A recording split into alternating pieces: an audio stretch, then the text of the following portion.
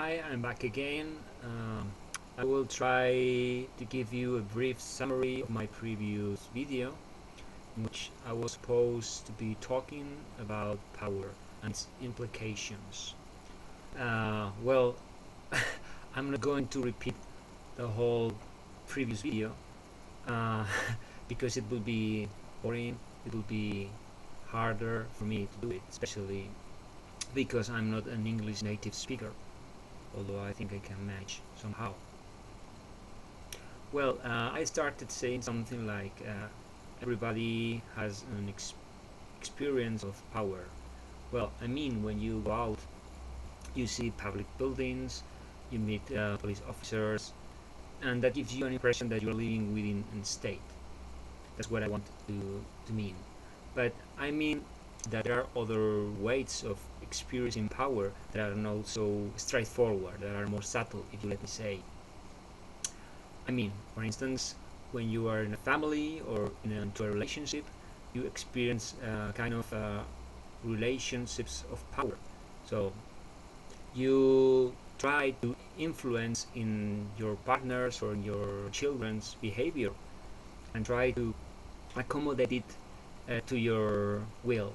That's what we call power. That's the famous definition that Max Weber, the German sociologist, gave of power in early 20th century.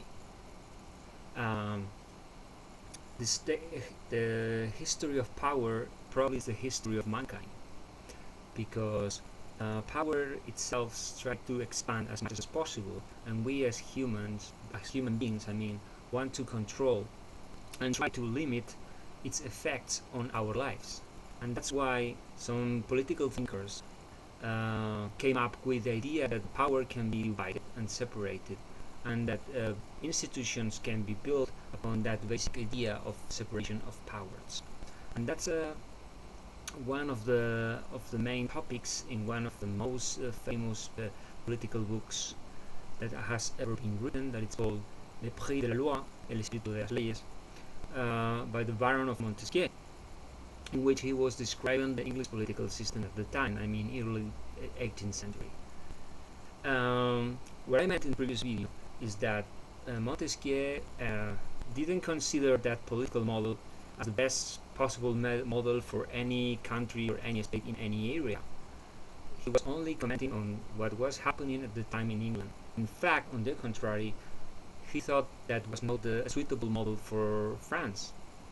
He was more into the idea of a limited monarchy for France, in which noblemen will control the king's power somehow, and that was the main idea behind the book.